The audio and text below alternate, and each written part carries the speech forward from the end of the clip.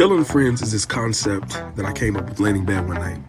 I have all these close friends who have these wonderful stories that can help change the world, life experiences that can help other people believe in themselves, hold tight to their dreams and make their dreams reality. On Feeling Friends, we talk about God, we talk about love, relationships. I have celebrity friends, I have non-celebrity friends. I have church members, family members. But when you watch and listen to Feeling Friends, you will learn and you will laugh. It's a community of friends helping to build each other up. So tune in to Feeling Friends every Sunday on WHCR 90.3 FM, or you can catch me on YouTube at Feeling Friends Radio. All right, I'll see you there.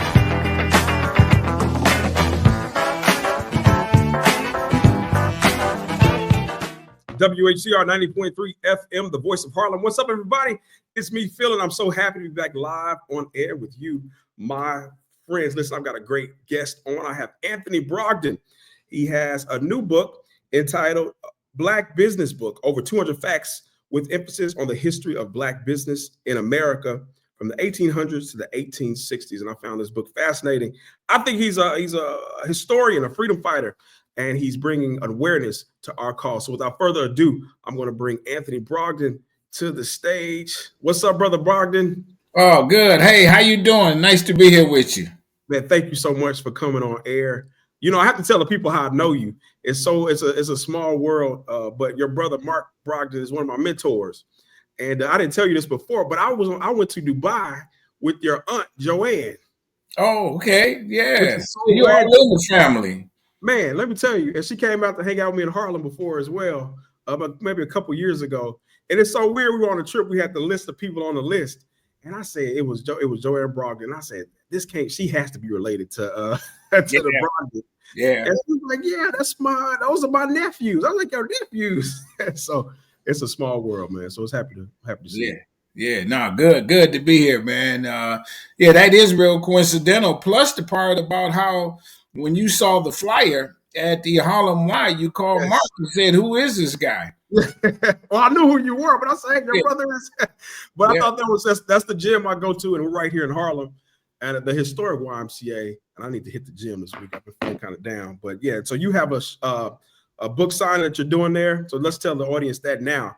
So let me show you. This is if they can see it, and it's not in reverse. This is the book here. It took me 2 years to write it. Mm-hmm. And it's America's #1 Black business history book. I tell you about slaves who went to college. Mm-hmm. I tell you about slaves who owned businesses. And I mean, they were enslaved at the time. Yep. They owned the business, and many of them used the profits to buy their freedom. Mm-hmm. It's amazing stories that they just don't teach in school. I didn't know. I stumbled across this, did more research, and I found about 30 of them that I highlighted in the book, right? Sure. So now, and the book came out in 2019, and since its release, I've been all over the country telling these stories. And so to answer your question, I'll be in New York. I'm excited to be there at the Harlem Y. It's April 12th. 12 to 2 p.m. at the Harlem Y, April 12th, which is a Saturday. And I'm going to blow your mind on what I talk about in the book. It's free. Come check me out and get a copy of the book, too. Absolutely. We definitely have to support you, brother. I think this is a fascinating thing. And my thing now with Harlem is Harlem was this epicenter for so many Black businesses, from people from the South. They either went to Detroit, people from Memphis and all those places, but a lot of people came here. And so it's important for a person like you to remember our history when our history is being erased. Yeah. Before we jump into all of that, I want to let people go ahead. What are you about to say? No, you're exactly right. But let me correct you only in this. It's not being erased. It won't go away. Yeah. There are going to be a whole bunch of efforts that's going to counteract what the other folks are trying to do to stop us from talking about it. Right. But we're going to talk about it louder.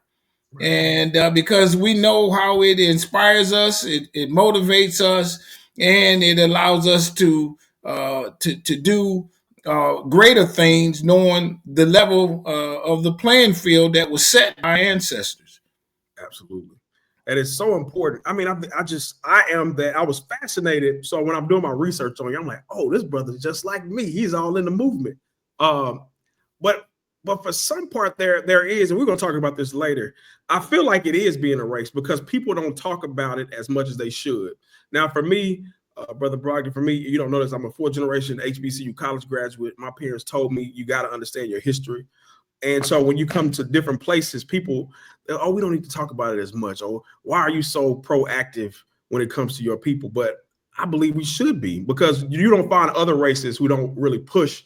You know, they remember themselves, they remember their history. But I feel like if we don't continue to tell our history, it will be erased. But it'll be erased from us because we don't know it. Yeah. That now there's a you know, a lot of different efforts, you know, like in the different states, like in Florida and Texas and across America, to say you don't talk about it, because what they don't want you to talk about is the things that they did, that, and they like to say, make them feel bad about it, and they did do it, and they can't sugarcoat it. It is true. We're not asking them to you know, apologize per se. I mean, I don't know what that gets us. What we're just looking for now is to do and have, you know, programs and efforts and attitudes to make things a little more equitable. Absolutely. Let's get past that. Absolutely. And, you know, let's talk about it in some respects, but let's get past that. But what I like to do is I focus on what I call good Black history. That's what this is. You don't, you know, it's our successes. Yes. In various areas. You know, it's so funny you say that, because we were just talking before the show. I was in Selma a couple weeks ago, and they have a calendar that talks about the lynchings. I don't know if you know, they have a calendar of all the lynchings that happened throughout the years. But someone said, no, this is at the Proctor conference that I went to in Arkansas with Little Rock, and they said, what if we focus on the good part of our history, the happy part of our history? So thank you for saying that, because we often just go back to the dark times, but a lot of happiness was here even in the midst of dark times. So thank you for saying that. Oh, it's no question. I mean, like I say, I tell you about slaves who went to college. Yeah. People said, I never heard that. But I mean, you got to look at it in the easiest way. There were 3 HBCUs open before slavery ended. Cheney was open in 1837. Okay. And so who's going there but Black folks? It's Pennsylvania, but still some of them had to flee out of the South to get to Pennsylvania. It's Lincoln, it's Wilberforce. Howard had a law school 2 years after slavery ended. Wow. Who's going to the law school? It's Black people. Absolutely. Some of them had been enslaved. The city of Oberlin, Ohio, predominantly white at the time, was a welcoming of Black people and fugitives, if you want to call it that, freedom seekers, and they would allow them to go to the public school and get an education. They accepted them at the University of Oberlin University, and there's so many more of those type of stories. So that's just another dynamic, and that's what I try to focus on. Man, that's powerful. Thank you for telling me that. I didn't know that, man. I'm getting excited about it. I'm all about it. Smith was accepting Black folks. Yeah. The founder of Black History Month, Carter G. Woodson, right? He had a PhD from Harvard. He had a PhD, and he wasn't the first. You know who the first was? W.B. Du Bois. There you go. You up on he taught at Clark Atlanta University, my alma mater, with Atlanta University at the time. Yeah, he had a PhD from Harvard. Yes, he did. And this is the 1800s and early 1900s. And so that's just one angle. But to know that there were Black folks who owned businesses. And let me tell you what I mean by that is the enslaver was not always the guy who, was the farmer, the cotton, the indigo, the rice, the tobacco. Maybe he was the guy that had the carpentry business, the construction business. One of the stories I cite about in the book is Frank McWhorter was born in 1777. The brother was so bad that he talked his enslaver to letting him run the business that built the houses around the community. Frank said, hey, I know how to do it. I know how to price the materials, get the labor, whatever, design the house. The guy let him do it. Then Frank said, come on, man, let me keep some of the money you charging. The guy let him do it.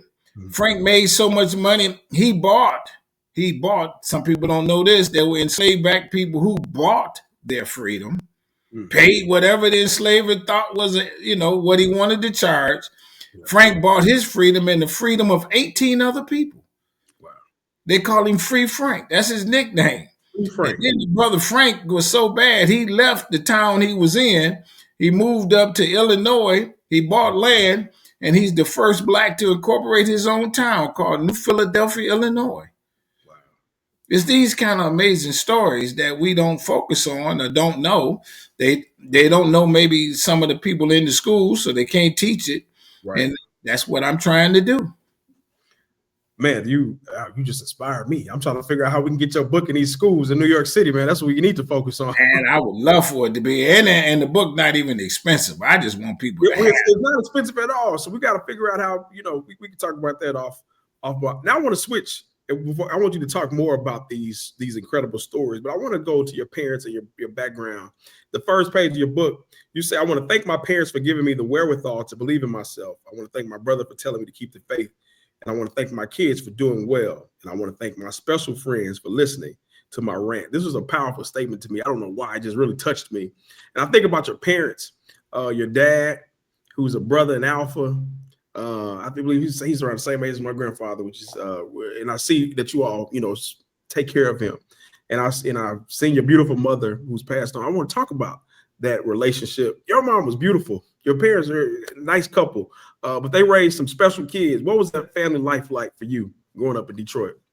Well, it was good. I mean, it was the normal that I knew of. I was very fortunate that they stayed together. Not that I knew of any strife, but we know that dynamic when they don't, and how that can cause some dysfunction in the upbringing. And so I was fortunate that he came home every day, and we sat there on most days and had dinner. He taught me some life lessons and talked to me and showed me things, and directly or indirectly watching him do what he did as a career, and mom also, and the things that they both shared.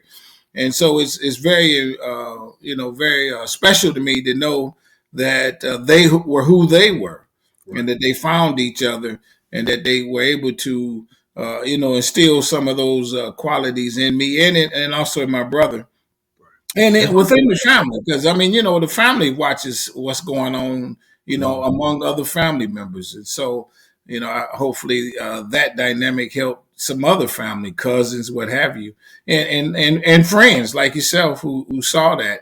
And I get that every so often. And it's a sense of pride for me to know that I was fortunate to have them.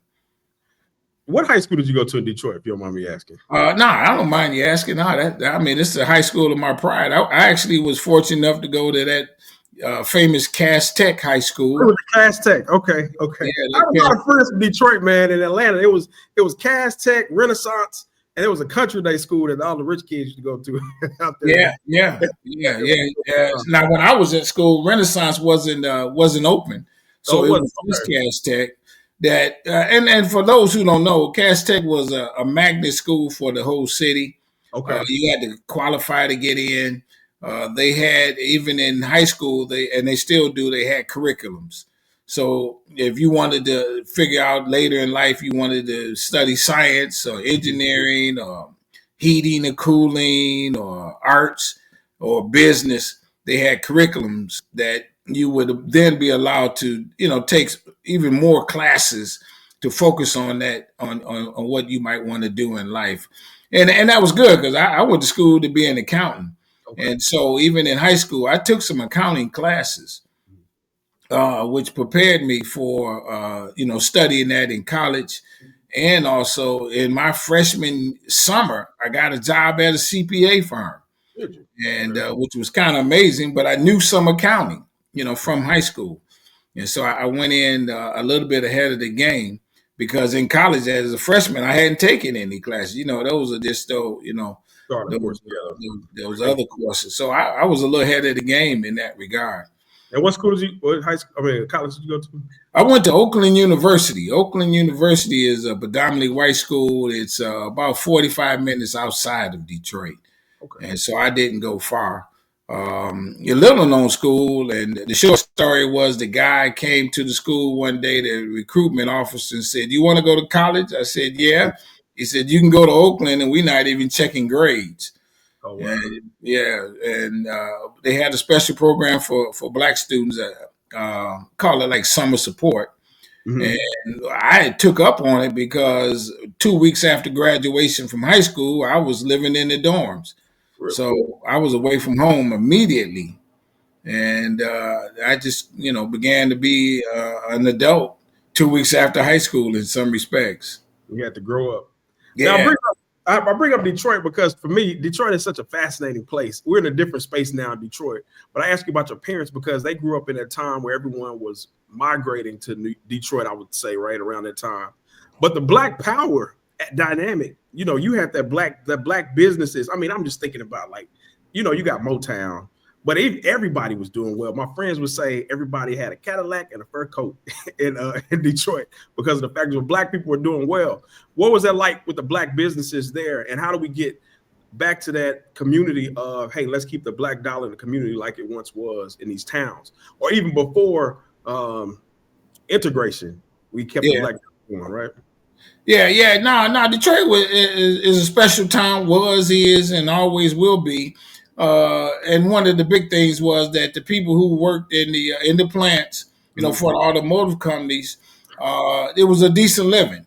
Mm-hmm. They good health insurance. You could work overtime and make even more money.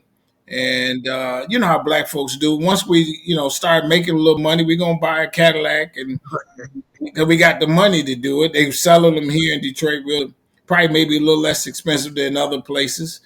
And then they start doing some of those other things, like being involved in the different social and civic political organizations. So we had a real good black power, and still do, Right. black power structure. We voted in a black mayor, back in the 1970s. I think that's when Coleman Young first got elected, and he brought along black police commissioners, black people in the school boards, and all that. And that gave us access to people that we knew from the neighborhood or something like that in some respects. And so it all makes you feel better. You don't have some of the racial strife that you might have when uh, blacks don't run the power structure. But then at the same token, um, we get a bad a rap in the community and in the media. We did have a pretty tremendous decline. The automobile industry went down. Now you got foreign cars coming on board. So the Ford, General Motors, Chryslers weren't selling like they once were, laying off people. People left the city for Atlanta and Texas and all around the USA. And so it looked bad for a long time. I mean, you got houses for 1 million people, and you only got 600,000 people living there. So you got a lot of destitute. And so again, we took that route. But the vibrancy of the city never went away. The strength of the people who lived here, those who stayed, and so on and so forth. So it's just a good vibe, man. I was happy to know that I could know the mayor.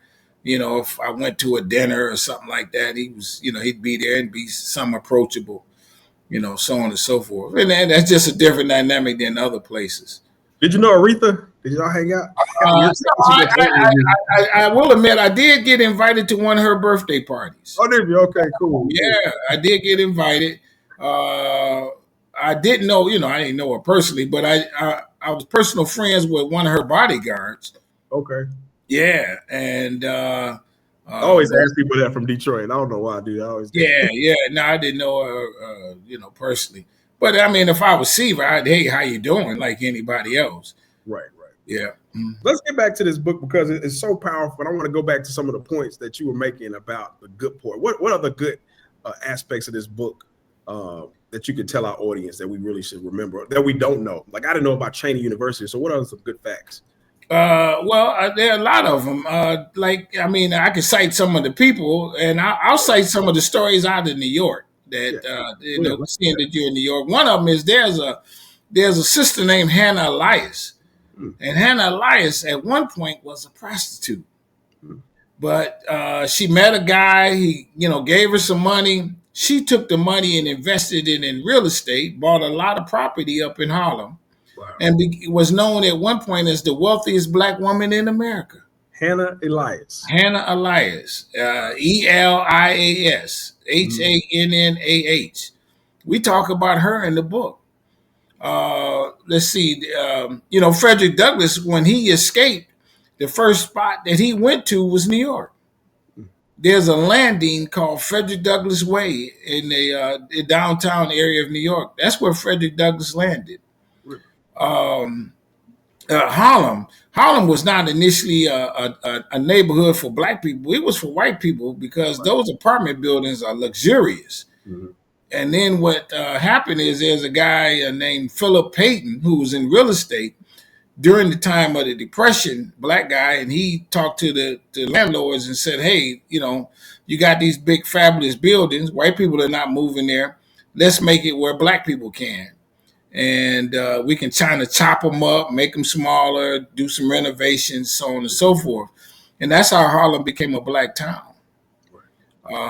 There's a number of other stories out of the Harlem district that I talk about in terms of the black business community, up through that way, and just New York in general, Brooklyn, so on and so forth. Let's see, there's a story of a black guy. This is not New York, but he was the largest potato farmer in the world. This is the early 1900s. His name is Julius Grove. They call him the Potato King of the world. Wow. Very wealthy guy. There's a black guy who co-founded San Francisco. His name is William Leesdorf. The first, I would say, one of the first black fashion designers is a lady named Elizabeth Keckley. She was born enslaved. This is another fact that they don't talk about, is that sometimes your enslaver would allow you to go up north without them. You like, man, I got up north. I'm on the escape route. Nah. I got your family. So if you don't come back, they gonna feel the retribution. Yeah. So then you might come back. I mean, so it's a whole bunch of dynamics that people just don't think of. We don't know. And I consider myself black history, right? I really do. And I'm like, I'm fascinated. I've never heard any of these stories that you're talking about right now. So I bought the book online, but I can't wait to get a hold of it. And I'm gonna buy something for a lot of people. So this is fascinating, man. Like, I'm really fascinated. Man, you could be enslaved and your wife be free and live in the same house. There were slaves who escaped, and I talk about this because I have a chapter on all the ways slaves got their freedom. They escaped, and all they did was ran into the woods. They call them Maroon community. What do they call them? The Maroon. Maroon. Maroon. Maroon community. Okay. Maroon community. That's what Rosewood, Florida. You heard of Rosewood, right? That was a Maroon community. Really? It was in the swamps of Florida. So they ran in the swamps. I just heard about hush harbors. I never heard about hush harbors before. Recently, I'm not sure if you're familiar with that, but it sounds like the same kind of thing. But it's where the slaves would go and just get some peace. But yeah, this is Maroon. This is fascinating. Oh man, they would run into the woods. Or look, how about this? If you lived in Louisiana or South Carolina, it was a long way to have to run all the way up north. So what you could do is run to Florida. Florida would accept people, particularly when under Spanish rule in the mid 1800s. And so you say that my family's from Texas and Louisiana. My dad's side is from Louisiana, and they said it was so. The white people, my grandmother says her great grandmother left. It was the white people were so evil that they were at the North Louisiana, close to Shreveport, but they left and they came on the other side of Texas just to get a little peace. And so that's why. Oh yeah, I'm sure it was. So it's just fascinating hearing these stories that they would go to Florida instead of. So black people just wanted freedom, right? They just wanted to get free and just be happy. Oh man, we did. There was a guy who wanted it so bad he shipped himself in a box. I do know that story. What was his name? Oh, Henry Box Brown. Okay, I do know that story. Yeah, that's how he got his freedom. There's amazing stories of resilience of how we go. There was a black guy who He stole a Confederate ship and sailed to freedom. He used to have to work on the ship. I mean, I'm enslaved. You tell me what you want me to do. He would work on the ships, and the white guys would go off in the woods before they got to port. He said, "Man, next time they go, we taking the boat." Wow. He stole the boat, went through enemy waters, going up the coast, the Atlantic coast, past South Carolina, what have you. Got to Philadelphia and dropped the boat off, and became free. When the Civil War ended, he moved back to South Carolina and became a politician. Wow. Yeah, there's a ton of amazing stories that I cite in the book that are mind blowing. How do we get this? And what's your next step with this book? I mean, it's been 2019. You wrote it. It came out, like you said, but it was COVID. Yeah. Now there is a need for this book. There is a need for young people around the world, white, blacks, whatever you are, to know these stories. And you mentioned, you pushed back on me about forgetting, but there is an erasure of our history. Oh, yes, no question. People like you who want to push forth our story. We have to tell our story. I'm thinking about running for office, and one of the guys, senators, he said, "Phil, you got to tell our story. People don't tell our story. They make it people of color. No, this is the black person's story. This is our story in America. How do we push your story? How do we get this out there? What have you thought about that? So people can. One of the things I did, because the book came out in 2019 and COVID hit in 20, I host a podcast, like yourself here. And so I interview people around the world for them to share Black history stories. Strong inspirations, right? Strong inspirations. But at the beginning of every broadcast, I talk about the book, how people can get copies of the book. I'm now speaking around the country a little more effectively. Like you said, you were in Selma. I was there also. But prior to me getting there that Friday, I spoke at Tuskegee University on Thursday. On Wednesday, I was in Montgomery and had a book signing. I'm doing all I can, and I love speaking. I got some more engagements coming up. Yeah, tell us about those. Yeah, well, actually, I got one here in Detroit on the 29th of March. It's a reception that I'm doing in honor of a lady who she's been to Africa 40 times. Wow. And has done a lot of work over there. But then again, the book signing April 12th in Harlem, New York, and May 9th and 10th, I'm in Philadelphia. I'm doing some speaking at different places for Juneteenth, because I went to Juneteenth. I went to Galveston, Texas. It's an island. I'm from Dallas, Texas, man. So Juneteenth has always been our thing. Yeah. Galveston is an island. I didn't know that. Yeah. And that was one of the reasons why they were the last to know, because they, the furthest tip in the southern part of the country. It's an island, didn't have cell phones and things at the time, understandably. But I went there and I spoke last year for Juneteenth. But then July 10, 11, 12, 13, I'm co-hosting a festival in Mount Bayou, Mississippi. People don't know the Mount Bayou story. I talk a little bit about it in the book.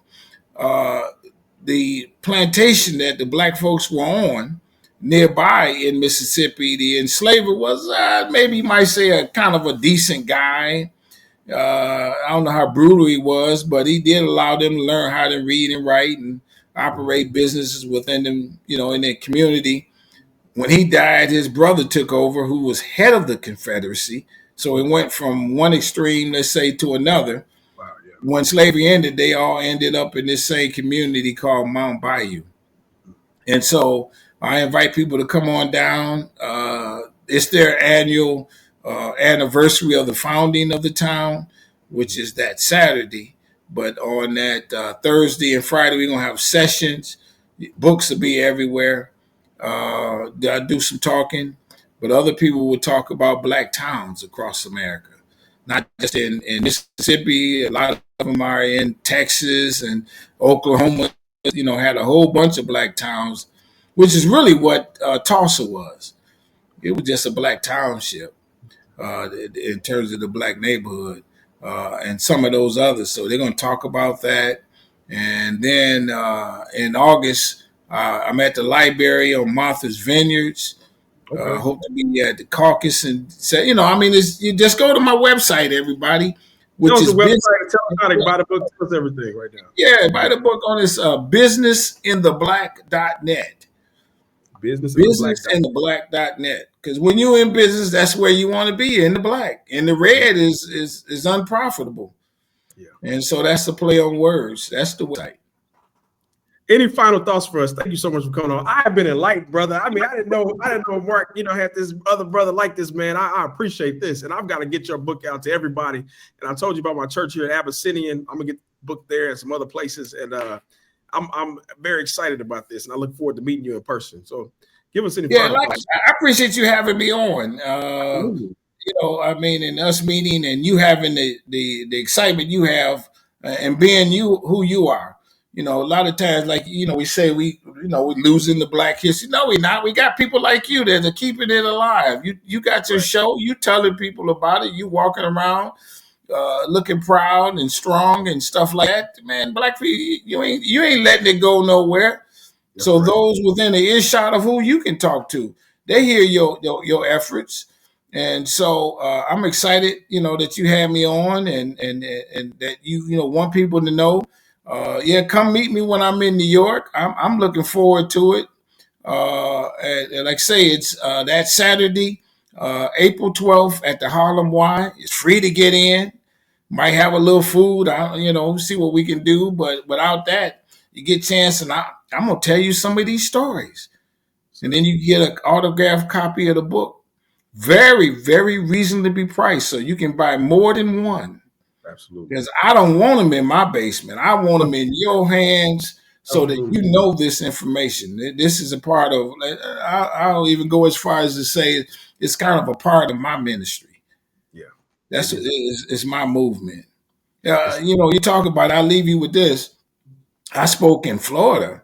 I was in West Palm Beach, Florida. I couldn't believe it. They had me at a high school. And, they got those efforts down in Florida. And I don't know how it happened. I wasn't whispering when I did the talk. And the principals was happy to have me there. So, man, we ain't gonna let it go away. Absolutely. No, it's here to stay, and we're going to even be more energetic by the efforts to stop it. It brings us to light. It gives us something to fight for. Absolutely. Well, thank you so much, brother. Hold tight in the green room for me, all right? I really appreciate you. Thank you. I appreciate you, man. Okay.